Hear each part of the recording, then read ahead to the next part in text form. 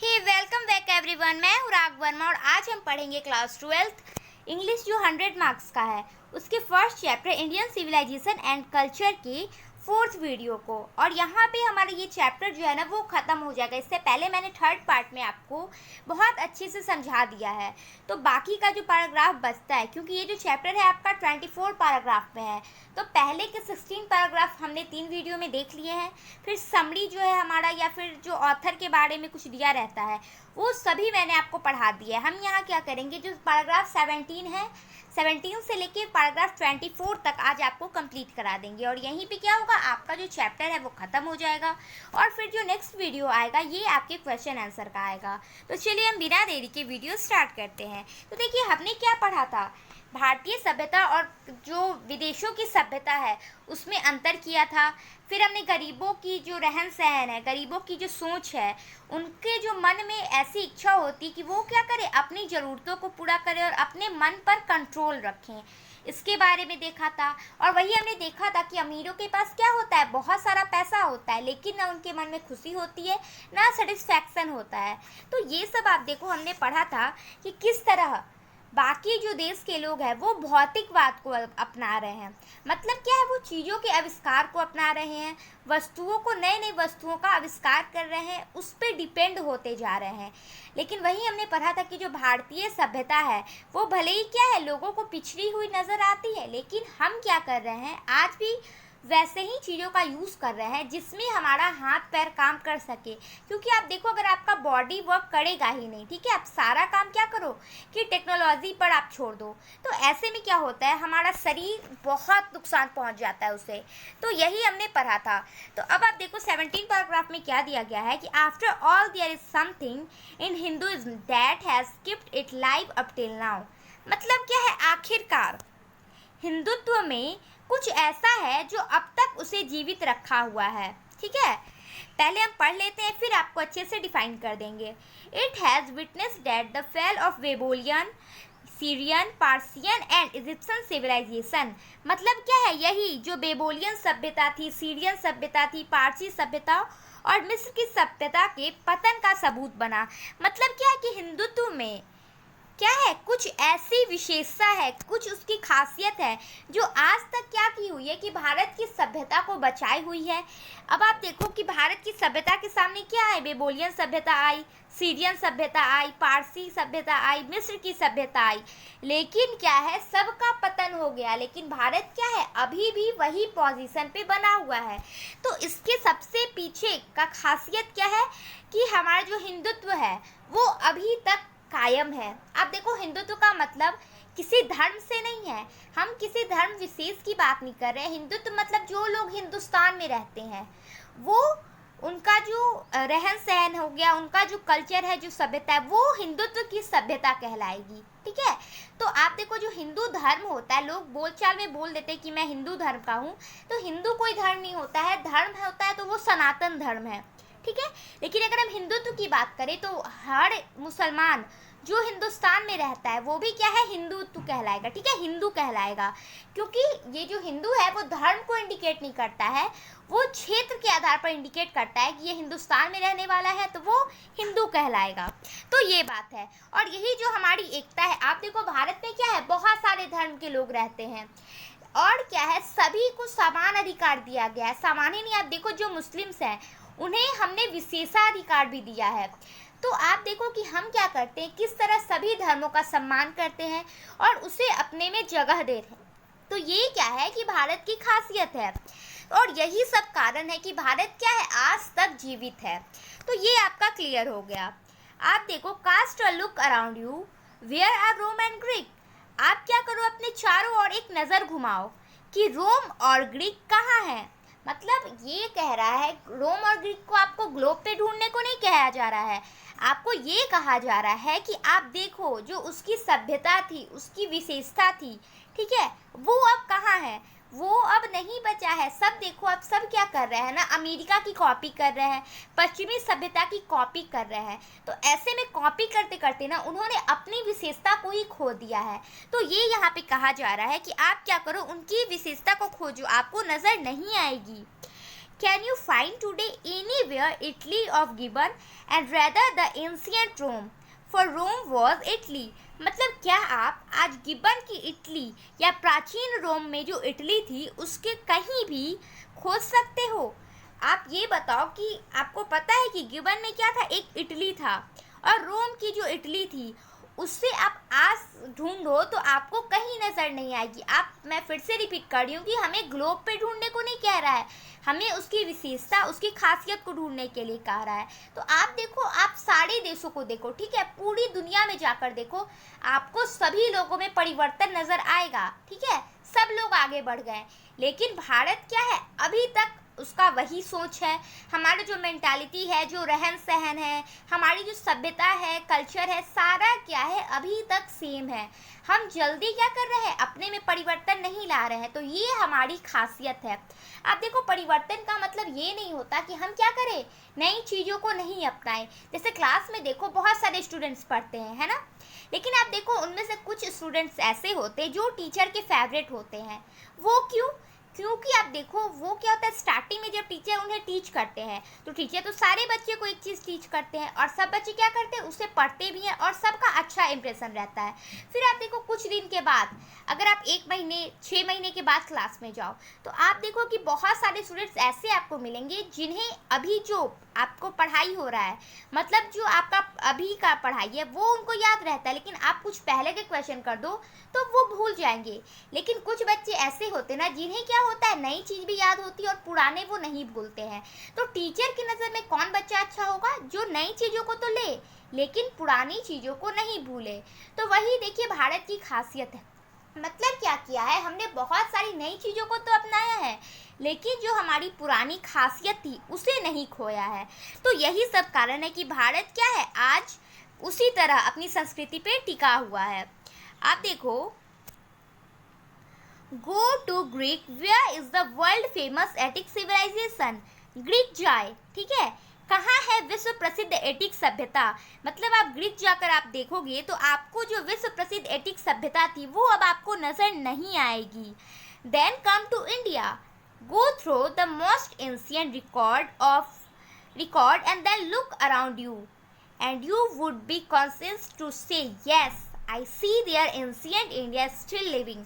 मतलब क्या है, जब आप पूरी दुनिया को देख लो, ठीक है, आप सभी की सभ्यता को देखो, सभी चीज़ों को समझो, फिर आप क्या करो, वापस भारत आ जाओ, ठीक है, भारत आकर देखो, यहाँ की जो अभिलेख है उन्हें उठाकर देखो, फिर अपने आसपास देखो और आप ये कहने पे मजबूर हो जाओगे कि हाँ, हम यहाँ प्राचीन भारत को अभी तक जिंदा देख रहे हैं।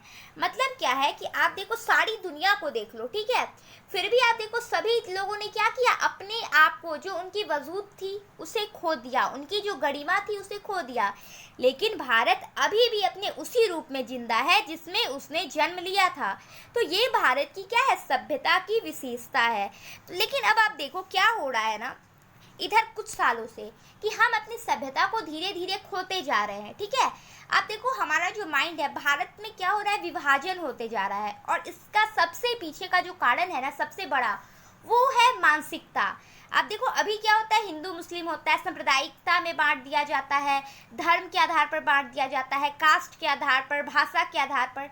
लेकिन आप देखो जब आप आज़ादी के पहले जाते हो, 1947 के पहले जाओ, तो आपको ये कोई भी विविधता नज़र नहीं आएगी। उस वक्त सिर्फ एक बात होती थी, वो थे हिंदुस्तानी और हिंदुस्तान, ठीक है। इससे ज़्यादा उनकी जो भी विविधता होती थी, ठीक है, उसे हम वैल्यू नहीं देते थे। लेकिन अब क्या है, अंग्रेजों का यही चाल था कि फूट डालो राज करो, डिवाइड एंड रूल।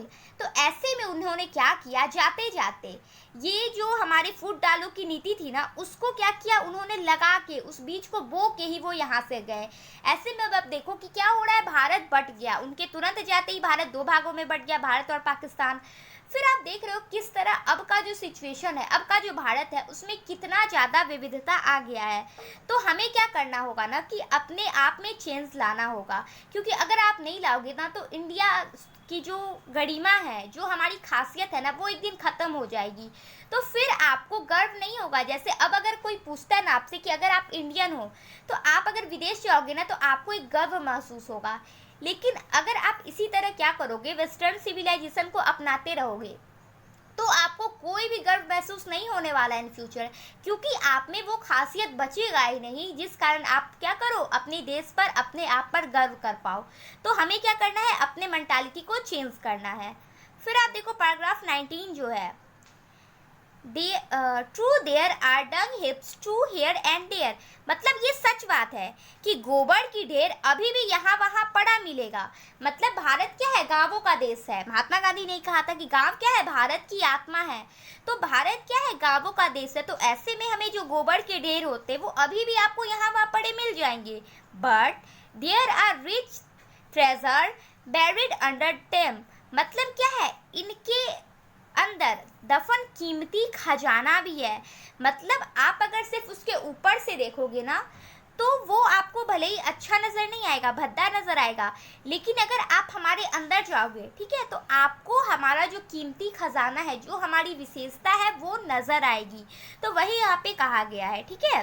तो आप देखो, मतलब गोबर का ढेर इसलिए कहा गया, मतलब क्या है कि हमने कोई विकास नहीं किया है। मतलब आपको देखने पे क्या लगेगा कि भारत पिछड़ा है, यहाँ की जो रहने सहने का ढंग है, जो खान पान है, जो पहनावा है, वो अभी तक क्या है कि पुराना है।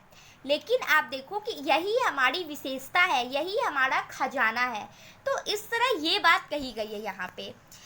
फिर है and the reason why it is survived in that the and which Hinduism said before it was development along material but spiritual lines, मतलब क्या है कि और यह अंत तक इसलिए बच गया है कि हिंदुत्व ने उन्नति का सिद्धांत भौतिकवाद की जगह आध्यात्मिक को चुना था।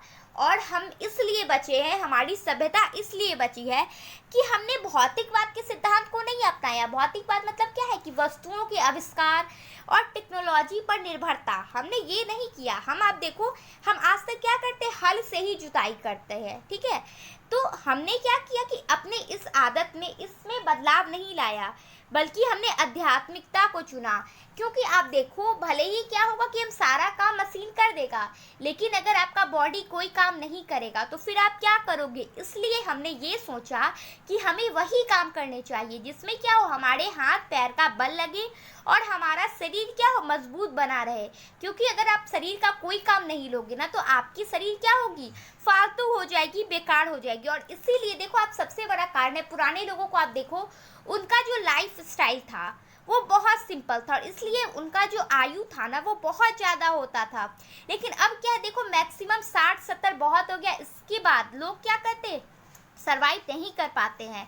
तो यही है कि हम क्या कर रहे हैं ना, अपने जो बॉडी है उसको बहुत ज़्यादा, मतलब हद से ज़्यादा अब ये कर दे रहे हैं,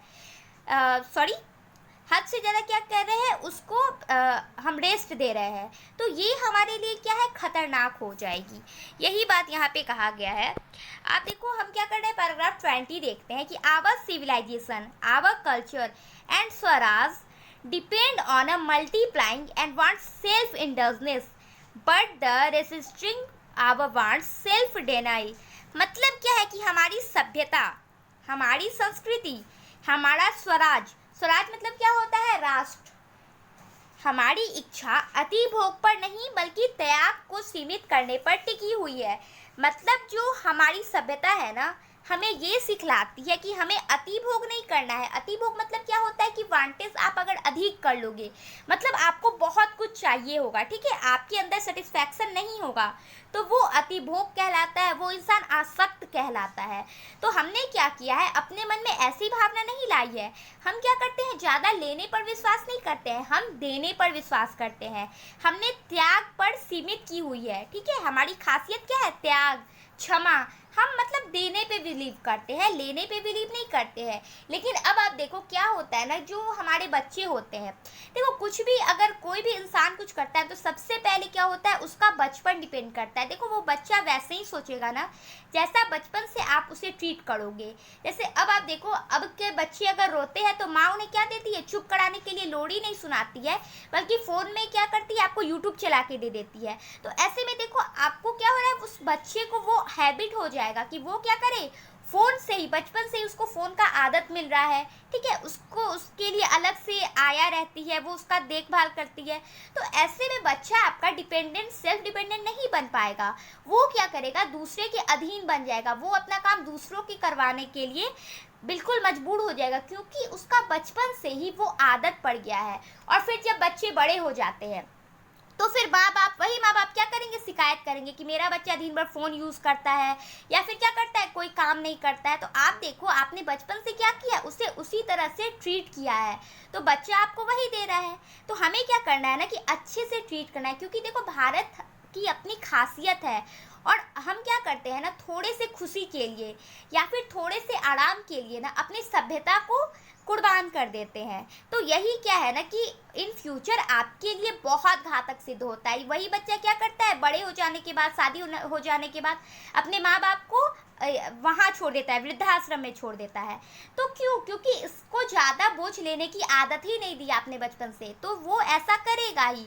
तो आपको क्या करना है, अपने बच्चे को, मतलब देखो मैं बच्चे को ट्रीट करने को नहीं बोल रही हूँ, मतलब आपका जो आसपास का माहौल है, जो लोग हैं, आप वही जो देखो, जैसा आप बोलोगे ना, आपके आसपास के लोगों को वैसा ही क्या होता है, उनका मेंटालिटी उसी तरह का बन जाता है। तो आप अच्छा बोलो, नहीं बोलना है तो नहीं बोलो, लेकिन क्या करो, आप गलत बात मत बोला करो। ऐसे में क्या होता है, आपके मन में तो जो बात रहती है, जो आपको निगेटिव सोच क्या कर रही है, आपको तो हानि पहुंचा ही रही है, लेकिन जो सुन रहे हैं उनके लिए भी ये क्या होगी, घातक साबित होगी। क्योंकि आप देखो क्या होता है, इंसान की ये क्वालिटी है कि वो अपने पेट में कोई बात नहीं रख सकता है, मतलब बिना बोले वो नहीं रह पाता है। आप देखो, अगर आप कोई निगेटिव बात किसी को बता रहे हो, वो भी किसी को बताएगा, तो ऐसे क्या हो रहा है ना, एक चेन बन जाता है। और कहीं ना कहीं ये मानसिकता अगर आपकी गलत है, तो वो क्या करेगी कि गलत को बढ़ावा दे देगी। तो ऐसे में अगर आपको अच्छी बातें बोलनी है तो बोलो, नहीं बोलना है तो चुप रहो, ठीक है। तो ये हमें सीखना है कि हमें क्या चेंज लाना है कि भारत की जो सभ्यता है ना, वो बनी रहे। क्योंकि आप देखो, बहुत लंबे टाइम से भारत क्या है, अपने गरिमा पे, अपने जगह पे बिल्कुल वैसे ही बना हुआ था, लेकिन अब के जो 50-70 साल है, उसमें भारत ने क्या किया है, बहुत ज़्यादा विकास कर लिया है। और ये विकास, डर है ऑथर को कि ये विकास क्या करे, हमें ज़्यादा नुकसान न पहुंचा दे, इसलिए उन्होंने ये सारी बातें कही हैं। आप देखो, European civilisation is no doubt suited for a Europeans, मतलब कोई भी संदेह नहीं है कि यूरोपीय सभ्यता क्या है, यूरोपियों के लिए अनुकूल है। मतलब आप देखो, बचपन से उन्हें आदत है, जन्म से उन्हें आदत है वैसी चीज़ों की, तो उनके लिए तो ये अनुकूल है। लेकिन but it will mean ruin to India if we endeavour to copy it, मतलब क्या है, कोई संदेह नहीं है कि अगर यूरोपियों की सभ्यता उनके लिए अनुकूल है, लेकिन अगर हम इसे नकल करने का प्रयत्न करते हैं तो ये भारत के लिए विनाशकारी होगा। मतलब आप देखो, ये उनकी चीज़ें हैं, ये उनके लिए ठीक है, लेकिन अगर आप कॉपी करने लगोगे तो ये क्या होगी ना, हमारे लिए विनाशकारी सिद्ध हो जाएगी। यही मैंने आपको पहले अच्छे से डिफाइन कर दिया कि आप देखो, नई चीज़ों को आप अपना रहे हो, फ़ोन है ठीक है, अगर आप पढ़ाई कर रहे हो, कोई आपको ऑफिस के वर्क करने हैं, कोई इंपॉर्टेंट काम है, तो आप फ़ोन का यूज़ करो, टीवी का यूज़ करो। लेकिन अगर आपको यूज़ नहीं करना है इसका, अगर आपको मन बहलाना है, तो आप दोस्तों से बात कर लो, फैमिली के साथ टाइम स्पेंड करो। तो ऐसे क्या होगा ना कि आप टेक्नोलॉजी है उस पर डिपेंड नहीं हो जाओगे, आपको इसकी बुरी लत नहीं लग जाएगी। और ये क्या होगा ना, यही सब हमारे लिए फ़ायदेमंद है। नहीं तो आप देखो, कुछ समय बाद ना ये हमें बहुत ज़्यादा नुकसान पहुँचाने वाला है। This is not to say that, यह कहने की बात नहीं है कि, आगे ऑथर ने कहा है कि वी में नॉट अडॉप्ट टू असिमिलेट, मतलब क्या है, हमने नहीं अपनाया ना अपनाना, मतलब ये कोई कहने की बात नहीं है कि हमने क्या किया है ना, पश्चिमी सभ्यता को अपनाया है और ना ही हमें अपनाना है, ठीक है। वट एवर मे बी, एक minute, whatever may be good and capable to assimilate by us, मतलब क्या है, जो कभी भी हमारे द्वारा आत्मसात करने में अच्छा और सक्षम हो सकता है, मतलब हो सकता है भले ही हम अपना ले, तो बिल्कुल फिक्स है। ऑथर ने कहा है कि अगर ये कहने वाली बात नहीं कि अगर आप ये अपना रहे हो ना, तो भले ही आपको क्षण भर की खुशी देगी, लेकिन ये आपके लिए सक्षम नहीं है, आपके लिए अच्छा नहीं सिद्ध होने वाला है। क्योंकि हमारा जो क्या है, हमारा जो आसपास का इन्वायरमेंट है, तो ये सब ना हमारे लिए यूरोपियन सभ्यता को अपनाना इस सब के ठीक नहीं है। ठीक है, हमारा क्या है, सब चीज़ अलग है उनसे। तो अगर हम क्या करेंगे, उनकी तरह दिखने की कोशिश कर रहे हैं, तो आप देखो ये क्या है, हमारी सभ्यता के लिए बहुत खतरनाक है। आप देखो, जैसे आप किसी चीज़ को कॉपी करते हो, जैसे आप देखो हीरोज़ होते हैं ना, एक्टर सब होते हैं, तो आप देखो सलमान खान की कॉपी करने वाले बहुत सारे लड़के आपको मिल जाएंगे, लेकिन क्या वो कॉपी कर रहे हैं तो वो सलमान खान कहलाएंगे? नहीं कहलाएंगे। सलमान खान वही कहलाएगा जो ओरिजिनल में सलमान खान है। तो वही बात है कि अगर आप कॉपी करते हो ना, तो ना आप उसकी तरह बन पाओगे और ना आपकी खुद की ही विशेषता रह जाएगी। तो इसलिए क्या करना है, हमें किसी को देखकर कॉपी नहीं करना है। As it does not to also mean that even the Europeans will not have to part with whatever evil might have crept into it। मतलब जैसा कि अर्थ यह नहीं है कि यूरोपीय लोगों को भी इसका भाग नहीं लेना पड़ेगा, जो भी बुराई हो सकती है। मतलब इसका ये भी मतलब नहीं है कि ये हमारे लिए खतरनाक है तो उनके लिए अच्छा है। ये उनके लिए भी क्या होगी, खतरनाक साबित होगी, और उनको भी क्या करना होगा, इसका भाग लेना ही पड़ेगा, क्योंकि इन्होंने क्या किया है, इसे बढ़ावा दिया है। तो इनका जो भुगतान होगा ना, ये उन्हें भी करना पड़ेगा। जैसे अब आप देखो चाइना की क्या हालत है। अब आप देखो चाइना क्या कर रहा है ना, शाकाहारी खाने का सोच रहा है, और हम क्या कर रहे हैं, शुरू से हमारी सभ्यता ने हमें यही सिखाया है, मांस मछली नहीं खाना चाहते हैं। तो यही देखो कि क्या हो रहा है कि हम जैसे है ना, बाकी देश अब वैसा बन रहे हैं। तो जब सब लोग हमें कॉपी कर रहे हैं, तो फिर हम दूसरों को कॉपी क्यों करें। तो वही यहाँ पे कह रहे ऑथर कि आप देखो एक समय ऐसा जरूर आएगा कि यूरोपियों को क्या होगा, रियलाइज होगा कि उन्होंने जिस बुराइयों को क्या दी है, अपने देश में पनाह दी है, अपनी सभ्यता में पनाह दी है, वो एक दिन उन्हीं को क्या करेगी, उन्हीं को अपने जाल में फंसा लेगी, मतलब उनके लिए घातक साबित होगी। तो वही यहाँ पे कहा जा रहा है कि हमें क्या करना है, कॉपी नहीं करना है, हम जैसे हैं बस वैसे ही रहें। फिर आप देखो पूरी दुनिया क्या होगी, अपने आप सही हो जाएगी, चीज़ समय आने पे ज़रूर हो जाएगी। क्योंकि अब आप देखो जो कोरोना वायरस के बाद का सिचुएशन है, क्या है, बहुत ज़्यादा बदलाव आया है। सिर्फ देश में ही नहीं, विदेशों में भी, मतलब वैश्विक स्तर पे आप देखो तो बहुत ज़्यादा बदलाव आया है। लोगों ने बहुत सारी ऐसी चीज़ों को अपनाया है जो भारत ने शुरू से इसे अपनाया हुआ है। तो वही यहाँ पे आप देखते हो और समझ सकते हो। अब देखो, the ancient search for a material comforts and their multiplication is such an evil, and I make bold to say that, मतलब क्या है, भौतिक खर्चों और उसके गुणन के लिए निरंतर खोज एक ऐसी बुराई है जो ऐसा कहने की हिम्मत करता हूँ। मतलब आप देखो, हम जो भौतिक खर्च करते हैं, जैसे आप देखो हम क्या करते हैं, इतनी मेहनत से जो कोयला है, आपको पता होगा कोयला बनने में, पेट्रोलियम बनने में कितना वक्त लगता है, हजारों लाखों वर्ष लगते हैं। लेकिन हम क्या करते हैं, पेट्रोलियम का आराम से यहाँ से वहाँ, अब देखो जहाँ पे यूज़ नहीं भी होता है, फिर भी लड़के क्या करेंगे, पैदल नहीं जाएंगे, वहाँ पे उन्हें बाइक से ही जाना होता है। तो हम क्या करते हैं ना, कुछ क्षण की खुशी या कुछ क्षण की आराम के लिए जो हमारी निरंतर खोज है, जो हमारी ऐसी बहुमूल्य चीज़ें हैं ना, हम उनको खर्च कर देते हैं। तो ये क्या है, ऐसे कहने की मैं हिम्मत कर रहा हूँ। ऑथर कहते हैं, महात्मा गांधी क्या कहते हैं कि ये जो खोज है ना, ये बहुत बड़ी बुराई है, और मैं ये कहने की हिम्मत करता हूँ कि ये जो भौतिक खर्च है, और आप देखो ये बढ़ता ही जा रहा है, मतलब हम कितने ज़्यादा डिपेंड होते जा रहे हैं आधुनिकता पे। तो ये क्या है ना, आप देखो यहाँ पे आगे वही लिखा गया कि ये the Europeans themselves will have to remodel their outlook to which they are becoming selves।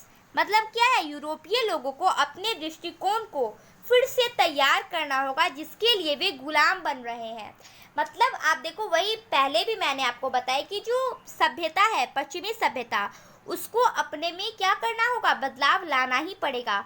क्योंकि क्या होगा ना कि अगर वो बदलाव नहीं लाएंगे तो आप देख रहे हो किस तरह वो इन चीज़ों के गुलाम बन गए हैं, और कुछ सालों में ऐसा आएगा ना कि उनकी सभ्यता भी उसी तरह ख़त्म हो जाएगी, जैसे बेबोलियन सभ्यता खत्म हो गई, मिस्र की सभ्यता खत्म हो गई।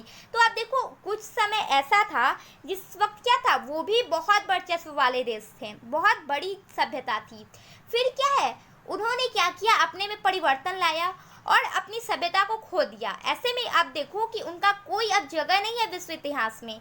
तो वही बात है कि यूरोप के जो कंट्रीज़ है ना, जो यूरोपीय सभ्यता है, उसको अपने में बदलाव लाना पड़ेगा, नहीं तो क्या होगा कि इनका भी पतन निश्चित है। It may be that my reading is wrong, but I know that for India is run after the golden fish is to quote certain death। हो सकता है कि मेरा अध्ययन गलत हो। महात्मा गांधी यहाँ पे कह रहे हैं कि हो सकता है मैं जो बोल रहा हूँ या फिर मेरा जो कहना है वो गलत हो सकता है, लेकिन मैं जानता हूँ कि भारत के लिए गोल्डन फिश के पीछे भागना निश्चित मौत को दावत देना है। देखो गोल्डन फिश क्या है, एक स्टोरी है। इसमें क्या होता है, सोने की चमड़ी वाला एक स्टोरी है जिसमें क्या होता है, सोने की चमड़ी के पीछे क्या होता है, सभी लोग भागते हैं और एटलीस्ट क्या होता है कि वो मौत के निकट पहुंच जाते हैं। आप देखोगे ये स्टोरी के बारे में तो आपको पता चल जाएगा। तो देखो यहाँ पे वो स्टोरी के बारे में मुझे आपको नहीं बताना है। जैसे आपको याद होगा एक बात, रामायण में क्या हुआ था कि माता सीता एक सुनहरे हिरन को देख के राम जी को भेज दी थी कि आप जाओ उसे पकड़ के लाओ, मुझे चाहिए। और जब राम जी लक्ष्मण जी जब उस हिरन के पीछे चले गए, उसके बाद ही क्या हुआ था, माता सीता का हरण हो गया था। तो आप देखो ये जो देखने में सुंदर चीज़ें होती है, सुनहरी चीज़ें होती है, अगर आप सोने की चमड़ी वाली चीज़ों के पीछे भागोगे ना तो क्या होगा कि आप खुद का मौत को दावत दे रहे हो। तो क्या है ना, आपका जो अंत है ना वो निश्चित हो जाएगा। मतलब यही बताया गया है कि आप देखो ये जो हम पश्चिमी सभ्यता के पीछे भाग रहे हैं, हमारा क्या है, रहन सहन में अब बदलाव आ रहा है। हम आप देखो क्या कर रहे हैं, घरों में टाइल्स लगा रहे हैं, ठीक है, धूप में जाने से बचते हैं, सनस्क्रीन का यूज़ करते हैं। तो ये सब देखो हमारे बॉडी के लिए यूज़फुल नहीं है। अब देखो हमारा जो बॉडी है वो किन 5 तत्वों से बना है, तो अग्नि, जल, वायु, मृदा और आकाश। तो हमारे बॉडी के लिए ये सभी चीज़ें इंपॉर्टेंट है। लेकिन अब का जो बच्चा होता है या फिर अब के जो लोग होते हैं वो मिट्टी में रहना पसंद नहीं करते हैं, धूप में जाना पसंद नहीं करते हैं, बारिश में भीगना पसंद नहीं करते हैं। और यही सब क्या है, आप देखो कि लोगों को नुकसान पहुंचा रहा है। तो हमें क्या करना होगा, इन चीज़ों को समझना होगा कि ये जो चमकती हुई चीज़ें हैं, ये जो कुछ क्षण की आराम है, ये हमारे लिए क्या है, मौत के दावत के समान है। तो हमें इसके पीछे नहीं भागना है, ठीक है। यहाँ आगे पढ़ो, let's us engrave on our hearts and motto of western philosopher, plain living and high thinking। आइए हम अपने दिलों पर एक पश्चिमी दार्शनिक के सिद्धांतों के आदर्श वाक्य, सादा जीवन और उच्च विचार को अंकित कर ले। अब देखो एक क्या है, वेस्टर्न फिलोसफर है, ठीक है। तो उन्होंने ये कहा कि plane living and high thinking. तो आपसे ऑब्जेक्टिव में यहाँ पे क्वेश्चन बन जाएगा कि किसने कहा था, तो आपको याद रखना है किसने, तो वेस्टर्न फिलोसफर ने ये कहा है कि प्लेन लिविंग हाई थिंकिंग। मतलब हमें क्या करना चाहिए, जीवन बहुत साधारण जीना चाहिए, ठीक है। आपको बहुत सिंपल ढंग से अगर आप जियोगे ना तो आपके जीवन में खुशी होगी। अगर आप कोई भी काम खुद करते हो ना तो आपको ज़्यादा सेटिस्फैक्शन महसूस होता है, ज़्यादा खुशी महसूस होती है। लेकिन अगर आप कोई काम किसी से करवा लोगे तो आपको उतनी खुशी नहीं महसूस होगी। तो वही यहाँ पे कहा गया है। और क्या करो, आप अपना जीवन सादा रखो लेकिन जो विचार है उसे उच्च रखो, ठीक है। तभी क्या होगा कि आपका विकास होगा। और ये सच में बहुत अच्छी बात है। हमें भी क्या करना चाहिए, इस बातों को अपने दिलों में अंकित कर लेना चाहिए कि हम जीवन को क्या करें, सादे ढंग से जिए। ज़्यादा दिखावा करके आप किसे दिखावा कर रहे हो। आप देखो अपने आसपास देखो, आप जानते हो रियलिटी क्या है, लोग भी जान रहे हैं आपकी रियलिटी क्या है। तो अगर आप दिखावा करते हो ना तो ये कोई बड़ी बात नहीं है, ठीक है, ये गलत चीज़ें हैं। आपको क्या करना चाहिए, बिल्कुल सिंपल जीवन जीना चाहिए। आप देखो आपको वैसे ही लोग अच्छे लगते हैं जो क्या करते हैं, सिंपल होते हैं, ठीक है। लेकिन जिनका सोच अच्छा होता है, तो जिस तरह आप उस लोगों को पसंद करते हो और लोग भी तो वैसे ही लोगों को पसंद करेंगे। तो आप भी क्या करो, वैसे ही लोग बनना चाहो। मतलब अगर आप अपने में ये बदलाव लाओगे ना तो लोग आपको भी पसंद करेंगे। तो वही बात है, ठीक है। आगे देखिए, today is a certain that the millions can't have high living. मतलब क्या है, आज यह निश्चित है कि लाखों लोगों का उच्च जीवन नहीं मिल सकता है। मतलब ये तो बिल्कुल सही बात है कि ये जो इतनी बड़ी जनसंख्या है, हम सभी को क्या कर सकते हैं, उच्च जीवन तो नहीं दे सकते हैं। आप सभी को क्या कर सकते हो, बंगलो नहीं दे सकते हो, कार, मतलब आप सभी की लाइफ स्टाइल बेहतर नहीं बना सकते हो। लेकिन देखो, आप सभी चीज़ों को उनको देकर अगर आप लाइफ बनाना चाहते हो तो उससे अच्छा क्या करो, आप उनके जीवन में शांति को लाओ, ठीक है, खुशियाँ को लाओ, तो वो उनके लिए ज़्यादा अच्छा होगा। ये जो उच्च जीवन होता है ना, ये उतना अच्छा नहीं होता जितना एक सेटिस्फैक्शन होता है, ठीक है, सेटिस्फाइड जीवन जो होता है। And we the few who profess to do the thinking for the masses run the race in a vain search after high living of missing high thinking। मतलब क्या है कि और हम कुछ ऐसे हैं जो जनता के लिए सोचने का जोखिम उठाते हैं। उच्च जीवन के व्यर्थ खोज ने उच्च सोच को गायब कर दिया है। मतलब अब आप देखो, महात्मा गांधी क्या कहते कि महात्मा गांधी के टाइम के जो लोग थे, ठीक है, उनकी बातों में आप देखो, अगर वो कुछ बात कह के गए हैं ना तो सारी दुनिया उन्हें फॉलो करती है और उनकी बातों को सुनना या समझना चाहती है। तो इसलिए उन्होंने कहा है कि हमने क्या किया है, ऐसे लोग हैं जो जनता के लिए सोचने का जोखिम उठाते हैं। आप देखो, इनकी जो सोच होती है, जो इनकी मान्यता होती है, उसे सभी लोग फॉलो करते हैं। तो उसी बात इसीलिए उन्होंने ये कहा है कि हमें ये भी फॉलो करना चाहिए कि उच्च जीवन में व्यर्थ खोज ने उच्च सोच को गायब कर दिया है। मतलब जो हम उच्च जीवन की खोज में हैं, ठीक है, हमें क्या चाहिए कि इम्पॉर्टेंट सभी चीज़ें चाहिए, बड़े बड़े गाड़ी चाहिए, बड़े घर चाहिए, ठीक है, अपने घर में नौकर चाकर चाहिए, बहुत सारी फैसिलिटीज़ चाहिए। तो आप देखो, ये सभी चीज़ों ने क्या किया है ना, उच्च सोच को गायब कर दिया है। आप देखो, जो बड़े लोग होते हैं, ठीक है, बड़े बड़े रिच मैन जो होते हैं, आप उनके बच्चों को जाकर देखो, उनके बच्चे में आपको क्या होगी कि सभ्यता नज़र नहीं आएगी, ठीक है, संस्कृति, संस्कार, ये सब आपको बहुत कम दिखने को मिलेगा। तो वही कहा गया ना कि ये जो पैसे होते हैं, जितना ज़्यादा पैसा बढ़ेगा उतना ही ज़्यादा लोगों का सोच जो होता है ना, वो गायब हो रहा है, उच्च सोच है वो गायब हो रहा है। क्योंकि देखो, उच्च सोच, आप देखो, पहले के जो साधु महात्मा होते थे वो कहाँ रहते थे, कुटिया में रहते थे, ठीक है, क्या खाते थे, तो फल फूल खाते थे। मतलब वो बिल्कुल ज़मीन से जुड़े हुए लोग होते थे। तो वो क्या करते थे कि उच्च सोच रखते थे, उन्हें समझ में आता था कि रियलिटी क्या है और हम किस चीज़ों के पीछे भाग रहे हैं। लेकिन अगर आप आज के बाबा साधुओं को देखो, ठीक है, आप देखो वो लोग क्या करते हैं, वो लोग बड़े बड़े बंगलों में रहते हैं, उनके अंदर में बहुत सारे नौकर लोग होते हैं काम करने के लिए। उनका जो लाइफस्टाइल होता है ना, वो बहुत ही ज़्यादा बड़ा होता है। उनके जो चाय होते हैं, पीने तक का चाय वो विदेशों से मंग पाते हैं। तो ये सब क्या है, उनका उच्च सोच नहीं है, ये कोई साधु नहीं कहलाएंगे। तो वही बात है कि जैसे जैसे पैसा बढ़ रहा है ना, उच्च सोच खत्म होते जा रहा है, ठीक है। अब पैराग्राफ 23 हम देखते हैं कि civilisation is the real sense of the term.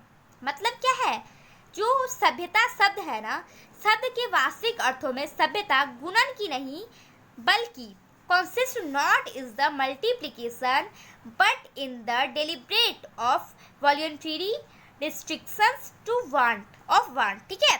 मतलब क्या है कि शब्द के वास्तविक अर्थों में सभ्यता गुणन का नहीं बल्कि जानबूझकर और स्वैच्छिक प्रतिबंध की चाह होती है। मतलब अगर आप बहुत चीज़ चाहते हो, ठीक है, आपकी इच्छा बहुत बढ़ी हुई है, तो आप सभ्य इंसान नहीं कहलाओगे, क्योंकि आपका तो आपके मन पे कंट्रोल ही नहीं है। तो आपको क्या करना है ना, जानबूझकर, मतलब आप अपने मन पे एक स्वैच्छिक प्रतिबंध लगाओ। आप जान रहे हो कि ये चीज़ हमारे लिए इम्पॉर्टेंट नहीं है।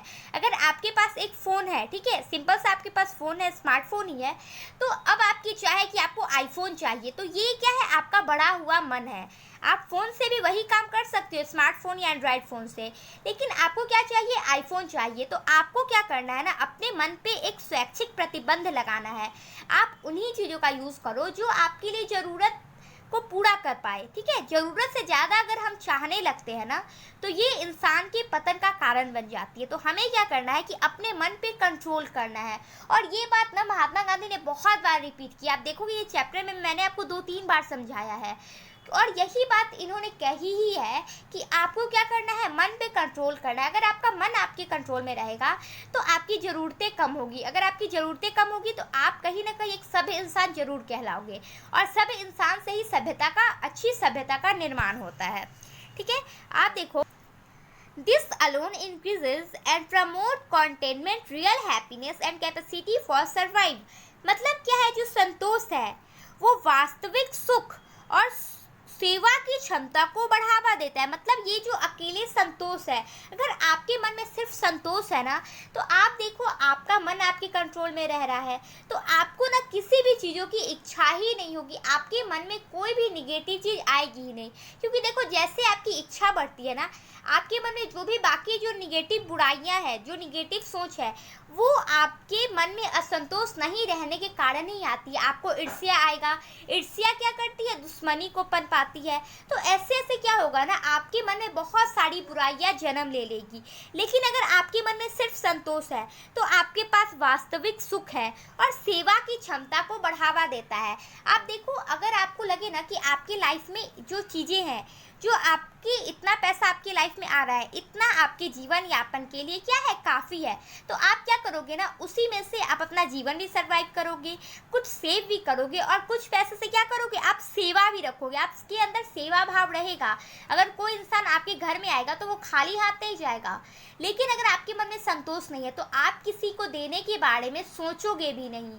तो इसलिए क्या है, सबसे ज़रूरी आपके मन में क्या होना चाहिए, संतोष होना चाहिए। ठीक है, अब देखो लास्ट पैराग्राफ 24, यहाँ पे क्या होगा, हमारा चैप्टर इसके बाद खत्म हो जाएगा और इसके बाद हम क्वेश्चन आंसर को देखेंगे। आप देखो, a certain degree to physical harmony for comfort is a necessary but above a certain level it become a hindrance instead of a health. मतलब क्या है, कुछ हद तक शारीरिक सद्भाव और आराम जरूरी है, लेकिन उसके बाद यह मदद की बजाय एक बाधा बन जाती है। मतलब देखो अगर आप शारीरिक आराम करते हो तो ये आपके लिए ज़रूरी है। आपको कुछ ऐसी चीज़ें चाहिए, जैसे पहले क्या होता था, हमें अगर कहीं जाना होता था तो हम पैदल चल के जाते थे या साइकिल से जाते थे। तो अब देखो जिस तरह टेक्नोलॉजी बढ़ी है, हम ट्रेन से यहाँ से वहाँ, प्लेन से यहाँ से वहाँ चले जाते हैं। लेकिन आप देखो ये क्या कर रही है कि यहाँ पे ये आराम जरूरी है, क्योंकि आपको अगर विदेश जाना है तो आप पैदल तो चल के नहीं जाओगे, तो यहाँ पे आपके लिए इम्पॉर्टेंट है। लेकिन क्या होता है ना, वही आपकी ये आदत अगर हद से ज़्यादा हो गई, मतलब क्या करो, आप हद से ज़्यादा शरीर को आराम दे दो। मतलब आप ये करो कि आप घर का टीवी भी ऑन, अगर आपको टीवी देखनी है, आप स्विच ऑन नहीं करोगे, बैठे बैठे आप रिमोट से ऑन कर रहे हो, चेंज कर रहे हो चैनल।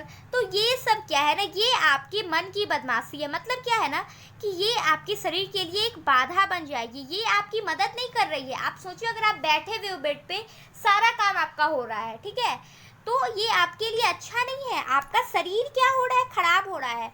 और जब शरीर ही नहीं रहेगा ना, तो ये सारी चीज़ें बेकार होती है। सबसे बड़ा धन क्या होना चाहिए, तो हमारा हेल्थ होना चाहिए।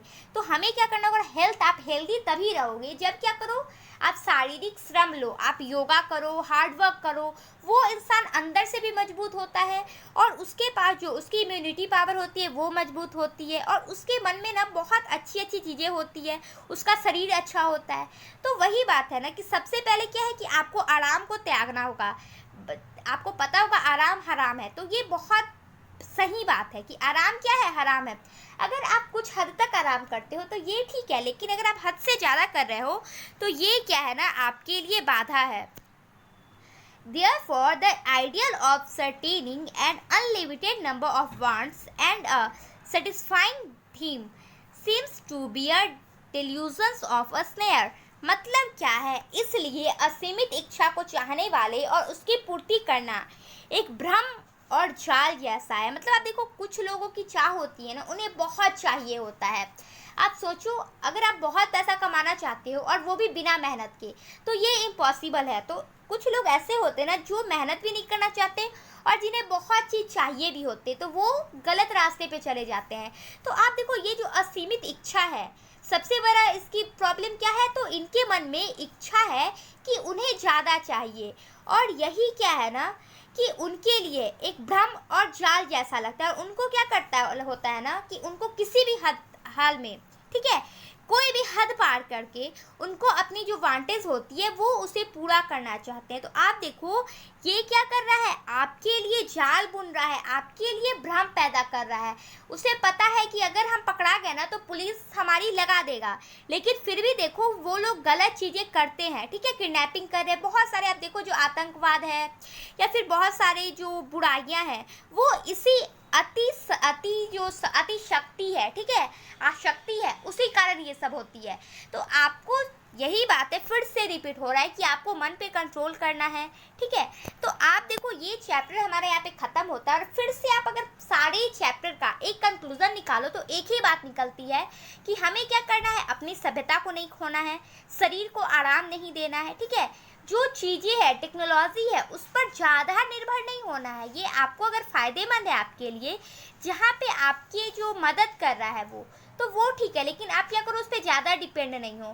फिर क्या है कि ये जो आप देखो कि देश में क्या हो रहा है, बंटवारा हो रहा है, ठीक है, हिंदू मुस्लिम हो रहा है, ये सब हो रहा है। तो हमें ये भी समझना है कि ये क्या है कि विदेशियों की चाल है। जो विदेश के लोग थे जो भारत को अपना गुलाम बनाए, उनकी नीति ही यही थी कि डिवाइड एंड रूल। तो वो यही चाहते थे कि क्या हो, भारत में फूट पड़े। क्योंकि आप देखो अगर भारत में फूट पड़े, ठीक है, भारत एक ऐसा देश है जो धर्मनिरपेक्ष देश है। हम सभी चीज़ों का सम्मान करते हैं, सभी धर्म, सभी जाति, सभी विविधताओं का सम्मान करते हैं। लेकिन अगर ये बदल जाए, अगर ये हिंदू राष्ट्र बन जाए तो भारत की कोई विशेषता नहीं कहलाएगी। फिर अगर ये मुस्लिम कंट्री बन जाए, ठीक है, अगर यहाँ से बाकी जो भी लोग हैं सभी को निकाल दिया जाए, तो आप देखो क्या भारत की वो गरिमा रहेगी, नहीं रहेगी। तो हमें क्या करना है, ये जो बंटवारे वाली चीज़ें होती है, ठीक है, जो आपके मन में कहीं ना कहीं ऐसी चीज़ें को ला देती, सांप्रदायिकता को ला देती, तो उसे आप दूर रहो और दूसरों को भी दूर रखने की कोशिश करो। तो अगर आप ये सब चीज़ों को देखो तो आपका चैप्टर बस यही की तरफ हिंट्स कर रहा है कि ये सब जो चीज़ है वो हमें हमारी सभ्यता से दूर कर रहा है। तो आपको ये समझना है। और अगर आपको ये चैप्टर अच्छे से समझ में आया तो लाइक कर दीजिएगा, वीडियो को क्या करिएगा, अपने दोस्तों के साथ शेयर कर दीजिएगा और इसी तरह बने रहिएगा, घर पे रह के पढ़ते रहिएगा। Bye bye, take care.